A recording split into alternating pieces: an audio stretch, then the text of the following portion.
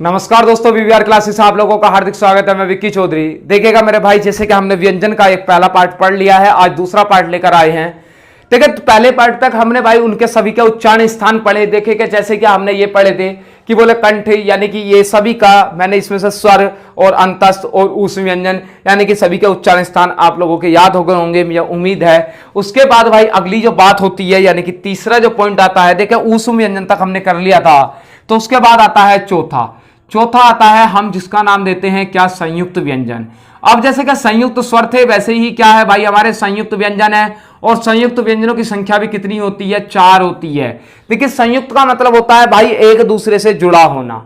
अब एक दूसरे से जुड़े होने का मतलब क्या भाई, यानी कि क्या वे वर्ण होंगे जो दो से अधिक वर्णों के मेल से बनते हैं, उन्हें संयुक्त व्यंजन कहते हैं। इनकी संख्या कितनी, 4। एक तो होता है क्या, 6 जो कक्षा वाला होता है। उसके बाद होता है त्रय जो त्रिशूल में होता है। और उसके बाद होता है भाई क्या, जिसे बोलते हैं 6 त्रय, और क्या होता है, इसे ज्ञानी बोलते हो आप, लेकिन ये ज्या होता है। और उसके बाद एक होता है क्या, श्रेय होता है।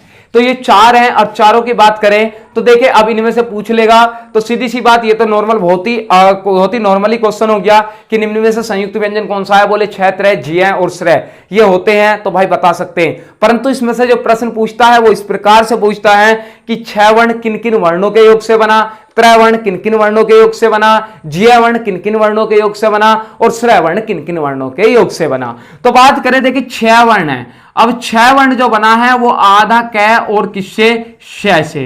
अगर याद करना हो, जैसे कि आप कक्षा लिखते हैं तो कक्षा लिखते हैं तो कक्षा में ये बनता है तो कै और श, कक्षा ऐसा बोलते हो ना, कक्षा तो कै और श। त्रिशूल है, यानी कि त्रिशूल में आप त्रय का प्रयोग करते हो, तो त्रिशूल जैसे आप त्रिशूल बोलोगे, तय और रे, त्र आ रहा है ना, तिर, तो तय यानी कि आधा तय और क्या, रे, यानी कि इसमें एक वर्ण आधा होता है, दूसरा वर्ण पूरा। ऐसे इसमें ये आधा है, ये पूरा, यानी कि इसे 1.5 वर्ण भी बोलते हैं। तब क्या ये त्रय बना। ऐसे ही क्या भाई, ये क्या है, गी है। अब जिया बोलते हैं इसे, लेकिन जिया कैसे, बोले साहब इसे मैंने हटा दिया, इसके नीचे का ये हटा दूं तो क्या बचेगा, बोले जी जय बचेगा। अब ये वाला जो सा हटाया था इसे ऊपर लगा दूं तो क्या बनेगा, बोले जी आया बनेगा, जो कौन सा 6 वर्ग का पंचमा था, ये क्या बना, आया बना। तो ये जय और अय के योग से। और बोले जी श्रेय जो बनेगा वो कैसे बनेगा, तो ये श्रेय जो बनेगा मेरे भाई, अगर मैं इसमें से इसे हटा दूं, ये वाली लाइन हटा दूं, तो क्या बच रहा है, श। और भाई इसे क्या, इतने को हटा दूं तो क्या बच रहा है फिर, रे, यानी कि श और किससे भाई, रे से मिलकर बनता है कौन सा, श्रेय। अब देखिए ये क्वेश्चन अभी तक पूछे जा रहे थे कि बोले भाई 6 वर्ण किन किन वर्णों के योग से बनता है, तो भाई आधा कै और स के। त्रय किन किन के योग से बनता है, बोले आधा तय और रह के। बोले जिया किसके, जय आधा जय और अय के। और श्रेय किसके, बोले आधा स और रह के। लेकिन अब भाई इसमें से एक क्वेश्चन और बन सकता है कि बोले भाई ये वाला रूप ना देकर, ये वाला रूप भी ना देकर, इसका ये वाला रूप ना देकर नया रूप पूछ ले। तो नया रूप जो होगा वो भाई क्या होगा, देखिए कै तो स्वर रहित है, क्योंकि भाई जिसके नीचे हलंत लगा होता है वो स्वर रहित होता है। लेकिन ये वाला जो स है, तो भाई इसके साथ कौन सा स्वर है, याद करो जब मैं स्वर की मात्राएं पढ़ा रहा था तो स्वर की मात्राओं में बताया था कि जिस वर्ण के साथ कोई भी मात्रा नजर नहीं आती उसके साथ अ स्वर होता है। याद आया कि मैंने ये बात बताई थी, क्योंकि तुम हनुमान हो, तुम्हारी शक्ति जगानी पड़ती है। ठीक है, आ गया होगा यार। तो क्या भाई स, और इसे मैं स्वर रहित करूं तो क्या स्वर निकलेगा, अ निकलेगा। ठीक है, अब ऐसी क्या तय है, तो भाई आधा तय और रे के साथ कोई मात्रा है क्या, नहीं है। लेकिन जिसके नीचे हलंत लगाते हैं उसे स्वर रहित माना जाता है, आधा वर्ण कहते हैं। ऐसी जय है तो जय, और भाई आया, और आया को स्वर रहित करूं तो क्या स्वर निकलेगा, ए। ऐसी क्या स है तो स, और भाई से रे है, और रे को स्वर रहित करूं तो क्या, ए। तो भाई अगर जो बोले सर ऑप्शन में दोनों आ जाए तो कौन सा लगाएं, तो मेरे भाई देखे हिंदी वर्णमाला का एक नियम होता है या हिंदी व्याकरण का, वो ये कहते हैं कि अगर आपसे कोई व्यक्ति अगर जो वर्ण तोड़वाने की बात करता है, कि सामने वाला अगर आपसे वर्ण तोड़ने की बात करता है, तो अब आप वर्ण को वहां तक तोड़े जहां तक क्या टूटना बंद ना हो जाए। तो भाई इसके बाद क्या तोड़ सकते हो क्या, क्योंकि स्वर आ गया, स्वर से तो छोटा रूप कोई होता ही नहीं है। अगर स्वर से छोटा रूप नहीं होगा तो भाई ये यहीं तक टूटेगा। अगर ये और ये दोनों ऑप्शन में मिल जाए एक साथ तो भाई आप हमेशा वर रहता इसे देंगे। अपडेटेड प्रश्नों में आ सकता है भविष्य में, ठीक है, अभी तक पूछा नहीं गया है, एक बार पूछा गया था बस सिर्फ, वो भी भाई क्या, यानी कि एक कह सकते हैं कि जो आपके यानी कि जो केंद्रीय विद्यालय के जो अध्यापकों के लिए जो इंटरव्यू होता है उसमें ये प्रश्न पूछा गया था, लेकिन अभी तक ऐसे नहीं आया है। लेकिन भाई मार्केट में उतरने वाला है, ध्यान रखना कि बोले क्या भाई ये वाला रूप दे दे और ये वाला रूप दे दे तो हमेशा ये वाला रूप सही होगा, ठीक है। ऐसे ही क्या, अगर ये वाला ना दे ये ऊपर वाला ही दे तो ऊपर वाला ही सही है, ऊपर वाला ना दे के नीचे वाला दे तो नीचे वाला सही है, ठीक है भाई, ये हो गया। इसके बाद बात करें क्वेश्चन 5वां भाग, ये संयुक्त हो गया। अब बात आती है किसकी, आगत स्वर की। आगत स्वर कह दें या क्या कह दें, फिर विदेशी आगत स्वर कह दें या क्या कह दें, विदेशी स्वर। इसे मेहमानी स्वर भी कहते हैं, वो नाम ज्यादा प्रचलित नहीं है इसलिए मैं लिख नहीं रहा, मैंने वैसे ही बता दिया आप लोगों को कि क्या भाई मेहमानी स्वर भी कहते हैं। अब आगत स्वर जो होते हैं उनकी संख्या कितनी है, देखिए आप लोगों ने, बहुत सारे लोगों ने पढ़ रखा होगा कि बोले साहब कितने होते हैं, बोले जी 2 होते हैं, और कुछ लोग कहते हैं कि बोले इनकी संख्या कितनी, भाई 5 होती है, ठीक है। अभी इसके भाई इतनी चीज को करने के बाद एक सेकंड आप इसका स्क्रीनशॉट ले रहे हैं, मैं अभी बात करता हूं। सुनो यहाँ को एक काम कर दिए भाई, यार बूफर सफर है साइड में, हाँ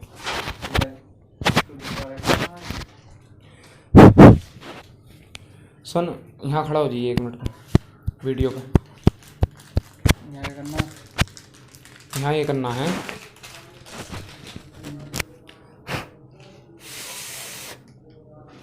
तो बाद में खाएगा ना, जिस टाइम मैं वहाँ जाऊँ ना, जाने के बाद में सफ़ेद हो गए, सफ़ेद हो गए तो हाथ दिखा दिए मुझे, ठीक है। सफ़ेद कौन थी, ये जो डिस्प्ले सफ़ेद हो जाएगी, मतलब लाइट सी आ जाए एकदम से। क्यों, ऐसा क्यों होगा?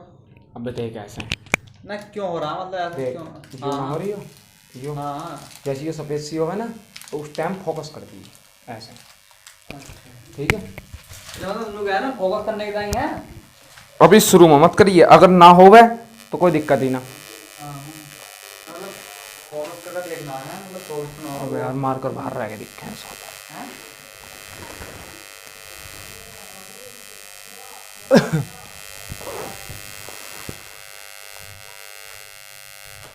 मार में मिल गया तेरे इंटरव्यू तो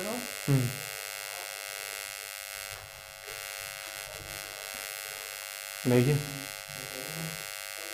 देख जल्दी देख यार,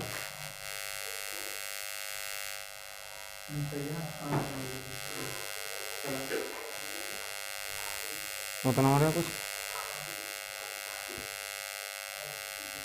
सफेद,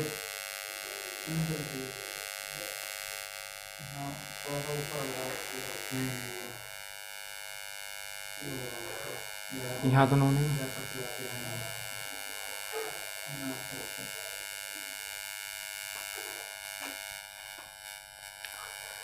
नमस्कार दोस्तों, वीवीआर क्लासेस में आप लोगों का हार्दिक स्वागत है। मैं विक्की चौधरी। देखिएगा भाई हमारा जो व्यंजन का पार्ट चल रहा था भाग 1, आप लोगों ने शायद देख लिया होगा। आज देखिए, आज बात करते हैं किसकी, भाग 2 की। इसके भाग 1 में क्या करा था हमने, जो है यानी कि जितने भी स्वर थे, अब स्वर और यानी कि व्यंजन, व्यंजन में कौन से हमारे स्पर्श वर्गीय व्यंजन, अंतस्थ और ऊष्म, इनके उच्चारण स्थान और अंतस्थ और ऊष्म के बारे में जान लिया था, और स्पर्श वर्गीय व्यंजनों के बारे में जान लिया था। आज बात करेंगे भाई जो अन्य व्यंजन है, यानी कि 33 तो हमने कंप्लीट कर लिए थे, जो क्या मूलतः व्यंजन होते हैं। इसके बाद भाई जैसे क्या हमारा देखें, अब इसके बाद जो ये हमारा ये वाली जो लाइन देख रहे होंगे आप, यानी कि कै वर्ग का और यानी कि कचट तप के, यानी कि प्रत्येक वर्ग का जो अंतिम वर्ण है, यानी कि अंतिम वर्ण कौन सा है भाई। चाहे मैं अगर जो इसे इधर वाले को रफ करना चाहूं तो देखें, एक सेकंड भाई जरा इसे देखें, ये जो बाद की जो अंत के जो बचे क्या हैं, ण हैं, आय हैं, और फिर ण हैं, और फिर न और मैं, ये जो कहलाते हैं भाई, इन्हें कहते हैं हम अनुनासिक। अनुनासिक, अनुनासिक कह दें या फिर क्या दूसरा नाम कहते हैं इन्हें, पंचमा अक्षर वर्ण। पंचमा अक्षर यानी कि 5वां अक्षर प्रत्येक वर्ग का वर्ण, प्रत्येक वर्ग का कौन सा, 5वां अक्षर या अनुनासिक। देखिए अनुनासिक का जो भाई हम कहते हैं, अनुनासिक किसे कहते हैं, यानी कि जिन वर्णों का उच्चारण करते समय वायु मुख से कम और नाक से अधिक मात्रा में निकले तो उन्हें कौन सा अनुनासिक वर्ण कहते हैं। इनकी पहचान बता दूं, अगर जो परीक्षा में बैठने के बाद कभी इनकी पहचान करनी हो और वो कह दे कि निम्न में से अनुनासिक वर्ण कौन सा है, तो भाई नाक बंद करें और नाक बंद कर बोलकर देख लें, जो सा नाक बंद करके ना बोला जाए वही क्या है, अनुनासिक वर्ण है। जैसे प्रैक्टिकल करें, देखे जैसे क्या मैं इसे बोलकर देखूं, तय वर्ग को बोलकर देखूं, देखे तय थ, द, ध, न बोलोगे वैसे ही वायु रुक जाएगी। यानी कि न का उच्चारण ऐसे ही, क्या आप मैं बोलकर देख लें, जय बोलकर देखा मैं नहीं बोला जाएगा, क्योंकि भाई क्या नाक से वायु नहीं निकलेगी तो इनका उच्चारण नहीं होगा। तो भाई इसलिए इन्हें अनुनासिक या पंचमाक्षर वर्ण कहते हैं। अब बात आती है, एक होता है क्या, एक तो अभी हमने पढ़े स्पर्श वर्गीय व्यंजन, एक होते हैं भाई स्पर्श संघर्षी व्यंजन। तो भाई मैं यहां लिखूं कि बोले क्या, अगर जो लिख दूं स्पर्श संघर्षी व्यंजन, स्पर्श और संघर्षी, भाई स्पर्श संघर्षी का व्यंजन का मतलब क्या होगा, बोले साहब जो स्पर्श तो करें यानी मुखांगों को स्पर्श करते हो और जिन्हें बोलते समय अधिक संघर्ष करना पड़े, किनकी अपेक्षा, बाकी अन्य वर्णों की अपेक्षा अधिक संघर्ष करना पड़े और जो स्वरों की सहायता से बोले जाएं वही स्पर्श संघर्षी व्यंजन कहलाएंगे। तो देखिए ये कौन कौन से होते हैं, तो भाई ये होते हैं, इनकी संख्या होती है कितनी, 4, और वो कौन कौन से, च, छ, ज और झ, यानी कि च वर्ग का पंचमा अक्षर छोड़कर बाकी 4 जो होते हैं उन्हें अनुनासिक या क्या कहते हैं, ओ सॉरी, उन्हें स्पर्श संघर्षी व्यंजन कहते हैं। इनकी संख्या 4 कौन कौन से हो गए, च, छ, ज और झ। इसके बाद बात करें, अगला जो पार्ट आता है वो आता है कौन सा, हमारा अगला पार्ट होगा किसका भाई, संयुक्त व्यंजन। यानी कि संयुक्त व्यंजन किसे कहते हैं, देखो संयुक्त व्यंजन का मतलब मेरे भाई क्या होता है कि संयुक्त का मतलब होता है मिला हुआ, यानी कि एक दूसरे से जुड़ा हुआ। तो भाई इनकी संख्या कितनी होती है, इनकी संख्या होती है 4, और वो कौन कौन से होते हैं, एक होता है 6, एक होता है त्रय, एक होता है ज्य और एक क्या होता है श्रय। अब आप लोगों को मैंने इतना सारा लिखा तो आप लोगों को खुद पता लग गया होगा कि इनमें कुछ ना कुछ और बताने वाले। देखिए भाई संयुक्त का मतलब होता है वे वर्ण जो 2 या 2 से अधिक वर्णों के मेल से बनते हैं, उन्हें क्या कहते हैं हम, संयुक्त व्यंजन। जैसे क्या संयुक्त स्वर की परिभाषा थी वैसे ही इन्हें जो कहते हैं भाई संयुक्त व्यंजन को 1.5 वर्ण भी कहते हैं, यानी कि क्या एक से ही 1/2 वर्ण भी कहते हैं, क्योंकि इनमें एक वर्ण तो आधा होता है और एक वर्ण क्या होता है, पूरा होता है। अब देखिए, अब इसमें से प्रश्न पूछ लेता है कि 6 वर्ण किन किन वर्णों के योग से मिलकर बना है, या त्रय किन किन वर्णों के योग से मिलकर बना है, या ज्य किन किन वर्णों के योग से बना है, या श्रय किन किन वर्णों के योग से बना है। इस पर ही चर्चा करूं तो भाई क्या 6 जो वर्ण होता है इसका जो प्रयोग करते हैं वो किस शब्द में करते हैं, कक्षा में करते हो ना, कक्षा जो लिखते हो तो कक्षा में एक तो क्या आता है आधा क और क्या आता है मूर्धन्य स। अब त्रय का जो प्रयोग करते हो आप कहां करते हो, त्रय का जो प्रयोग करते हो आप त्रिशूल में करते हो, और त्रिशूल जो लिखते हो तो क्या आता है त्रय, त्रिशूल, तिर तिर बोलते हो ना, तिर तो आधा तय और क्या रे। ऐसे क्या जिये, अगर जो भाई इसका मैं ये वाला हिस्सा हटा दूं तो भाई क्या बना, ये जय बना, और जो सा हटाया था इसे ऊपर लगा दूं तो भाई क्या बनेगा, ये आय, जो च वर्ग का कौन सा होता है, अपांचवा होता है। तो भाई इनसे मिल गया। और श्रय जो बनाऊं तो श्रय में बोले जी अगर तो मैं इसे हटा दूं तो क्या बनेगा, ये अगर इसे हटा दूं तो बोले ये ऐसा रह जाएगा ये वाला। अगर भाई इस डंडे को भी हटा दूं और भाई इसे रेखा रहने दूं तो क्या बनेगा, ये र।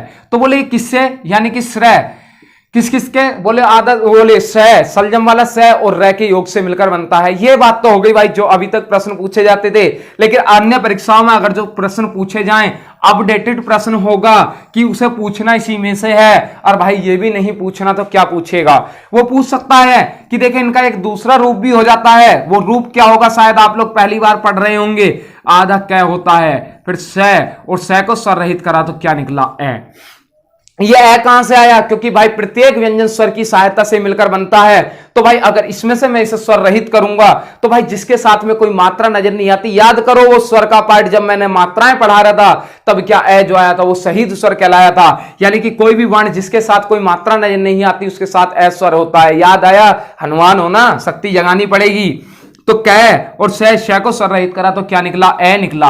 ऐसे इसमें क्या आधा तय तो ऐसे ही रहेगा, रै को स्वर रहित करूं, रै के साथ कोई मात्रा है क्या, नहीं है, तो इसका मतलब क्या है, ए है। और इसके बाद क्या आया, जय, और जय को स्वर रहित करूं तो क्या, अय, और अय को स्वर रहित करूं तो ए। और ऐसी स है, स तो स्वर रहित पहले से ही है, रै को स्वर रहित करूं तो क्या स्वर निकलेगा, ए। तो भाई इसका ये नया रूप आता है जो क्या कह सकते हैं कि अपडेटेड प्रश्न के अंतर्गत पूछा जा सकता है। तो भाई ऐसा कह सकते हैं, देखें जब भी बोले सर अगर जो दोनों आ जाएं ऑप्शन में तो कौन सा लगाएं, कि पहला लगाएं या दूसरा लगाएं, तो भाई देखें हिंदी वर्णमाला या हिंदी व्याकरण का एक नियम होता है, वो कहता है यदि आपसे कोई किसी वर्ण को तोड़ने की बात करता है तो आप वर्ण को वहां तक तोड़ें जहां तक क्या वो टूटना बंद ना हो जाए। तो भाई यहां जाके टूटना बंद हो गया, क्योंकि इसके बाद आप तोड़ ही नहीं सकते। तो भाई यही वाला रूप क्या कहलाएगा, सही या कह सकते हैं सही शुद्ध रूप कहलाएगा। ठीक, अगर तो यही आए ये ना आए तब तो कोई दिक्कत ही नहीं, अगर ये ना आए कि यही आ जाए तब भी कोई दिक्कत नहीं, दोनों आ जाए तो भाई कौन सा नीचे वाला जो है इसे क्या आप वरीयता यानी कि प्राथमिकता देंगे। अब इसके बाद बात करते हैं आगे। देखिए इतनी बात हो गई, इतनी बात होने के बाद में अब देखिए अब मैं भाई इन्हें रब कर देता हूं। यहां से जितने प्रश्न बनने थे भाई अनुनासिक का पंचमा अक्षर यानी प्रत्येक वर्ग का पांचवा कहलाता है।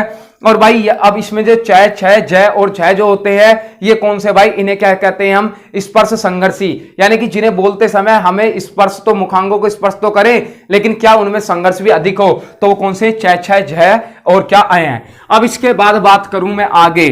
देखिए आगे आता है, अब आते हैं क्या, जैसे क्या आगत स्वर हुआ था आओ, ऐसे ही क्या आगत व्यंजन भी होंगे। और आगत व्यंजन कौन कौन से होंगे, कितने होते हैं, उनकी संख्या के बारे में भी बात करेंगे भाई और उन्हें अच्छे से जानेंगे। देखिए आगत का मतलब होता है आगत। देखिए पहला है जैसे क्या आगत व्यंजन, कहा मैंने कि आगत व्यंजन, तो आगत व्यंजन को दूसरा नाम कहते हैं हम क्या, विदेशी व्यंजन। अब आगत का मतलब या विदेशी व्यंजन का मतलब क्या होता है, आगत का मतलब होता है भाई आया हुआ, और विदेशी का मतलब होता है जो हमारे देश का नहीं है, किसी अन्य देश से आया है, यानी कि जिसे क्या, जिस वर्ण को हमने अपना लिया है हिंदी भाषा में उसे कहते हैं क्या, विदेशी व्यंजन। तो इनकी संख्या आप लोगों ने या तो 2 पढ़ी होगी या फिर पढ़ी होगी कितनी, 5 पढ़ी होगी। तो भाई जिन लोगों ने 2, ज्यादातर अधिकांशतः 2 ही पढ़ी होगी, और उनमें से वो बताते हैं क्या, वो वर्ण होते हैं जय और एक वर्ण होता है फ। यही आपकी किताबों में लिखे हुए मिलते हैं, क्योंकि बोले यही 2 वर्ण है, इन्हें ही मान्यता मिलती है। लेकिन क्या भाई, लेकिन ये संख्या 2 सही नहीं होती। क्यों? क्योंकि देखिए भाई अब आगत या विदेशी व्यंजन का मतलब यह होता है कि यदि हमने किसी वर्ण का प्रयोग, यानी कि किसी विदेशी भाषा का शब्द था वो या वर्ण था, और उसका प्रयोग हमने हिंदी में एक बार कर लिया, तो वो भाई क्या विदेशी या आगत व्यंजन कहलाएगा।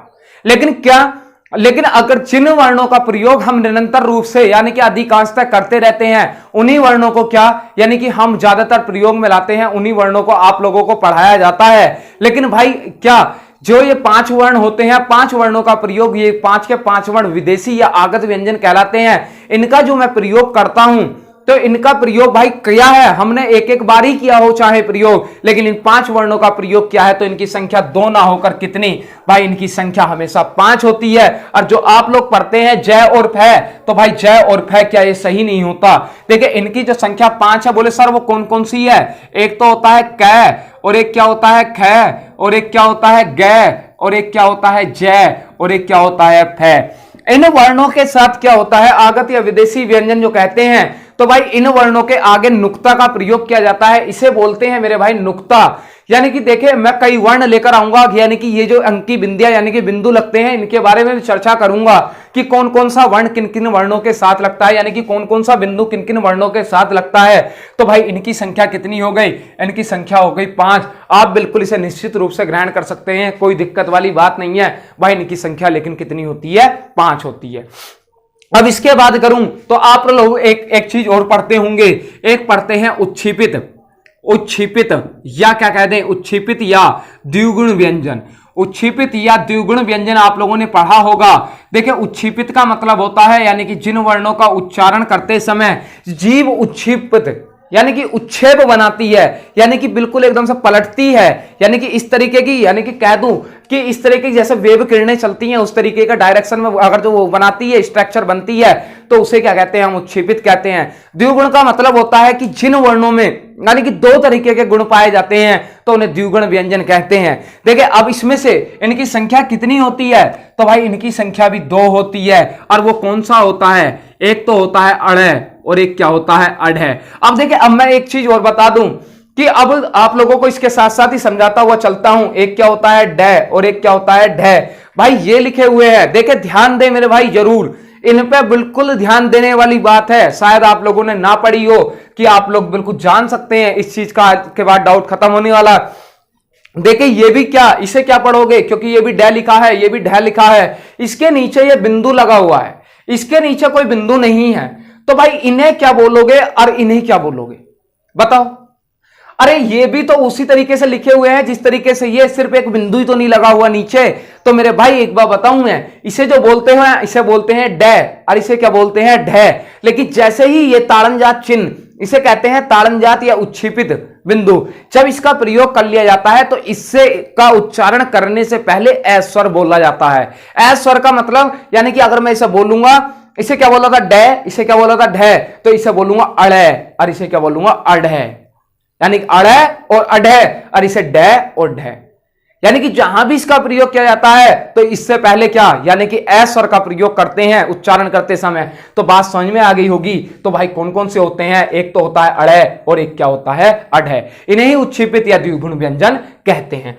अब इसके बाद बात करें, देखें जो ये आगत या विदेशी व्यंजन होते हैं इन्हें हम फारसी भाषा के शब्द भी कहते हैं। यानी कि फारसी भाषा के शब्दों के साथ प्रयोग किया जाता है, फारसी भाषा के शब्दों के साथ इनका प्रयोग किया जाता है, शब्दों के साथ इनका प्रयोग किया जाता है। अब इतनी बात समझ में आ गई होगी। अब देखिए, अब इसके बाद मैं बात करूं, ये यहां तक तो क्या था, यानी कि उच्छेपित के बारे में बात कर ली, आगत के बारे में बात कर ली और संयुक्त व्यंजन के बारे में बात कर ली। अब जो हमारा एक पॉइंट बचता है, जैसे कहते हैं कि बोले हाँ काकल्य व्यंजन कौन सा है, तो वो है होता है। इसे आप नॉर्मली रख लें क्योंकि भाई ये ज्यादा इतना महत्वपूर्ण नहीं है, क्योंकि ये विवादित प्रश्न होते हैं इस तरीके के। लेकिन हाँ एक होता है वतर्षीय। भाई क्या वतर्षीय व्यंजन, तो वतर्षीय व्यंजन जो होता है इनकी संख्या कितनी होती है, वतर्षीय व्यंजनों की संख्या होती है मेरे भाई 4। वतर्षीय का मतलब होता है यानी कि जब क्या व्रत जैसी आकृति मुख की बने तो उसे क्या वतर्षीय व्यंजन कहते हैं। जैसे क्या एक होता है क्या से, जय, रे और क्या ले, यानी कि इसे क्या सजरल से भी आप याद रख सकते हो। ये भाई ये कौन सा हो गया सजरल, इसे क्या कहते हैं हम वतर्षीय व्यंजन। और इससे पहले क्या उच्छेपित या द्विगुण व्यंजन जो होते हैं उनकी संख्या कितनी है 2, एक क्या अड़े और एक क्या अड़े। आगत व्यंजन या विदेशी व्यंजनों की जो संख्या है वो कितनी है 5, कै, ख, ग, जय और क्या फ। इसके बाद संयुक्त व्यंजन, उससे पहले संयुक्त थे उनकी संख्या कितनी थी भाई 4, छह, त्रय, ज्ञ और श्रय। उससे पहले मैंने पढ़ाया अनुनासिक या पंचमा अक्षर कौन से हैं, वो भाई प्रत्येक वर्ण का 5वां अक्षर है। अनुनासिक की पहचान बताई कि नाक बंद कर बोलकर देख लें, जोन सा वर्ण नहीं बोला जाएगा वही अनुनासिक वर्ण कहलाएगा। अब उससे बाद में बात करी थी हमने स्पर्श संघर्षी, तो स्पर्श संघर्षी व्यंजन कौन से थे, तो च वर्ग का 5वां छोड़कर, यानी कि च, छ, ज और झ, ये क्या कहलाए मेरे भाई स्पर्श संघर्षी, यानी कि इन्हें बोलने में अधिक संघर्ष करना पड़े और वे मुखांगों को स्पर्श भी करें। अब इसके बाद में जो हमारा ये वर्णमाला का पार्ट है भाई, ये वर्णमाला का पार्ट यहां तक कंप्लीट हो जाता है। लेकिन इसमें अभी आपके अल्पप्राण, महाप्राण, सघोष और अघोष रहे, तो भाई उसके लिए आपको नेक्स्ट वीडियो का इंतजार करना होगा। भाई वीडियो अच्छी लगी हो तो शेयर करें, लाइक करें और कमेंट करके जरूर बताएं। और भाई वीडियो को अधिक से अधिक शेयर किया करें। भाई जितने व्यक्ति अगर वीडियो को देखते हो उतने व्यक्ति लाइक जरूर किया करें। ठीक है भाई, मिलते हैं नेक्स्ट क्लास में, तब तक के लिए बहुत बहुत धन्यवाद।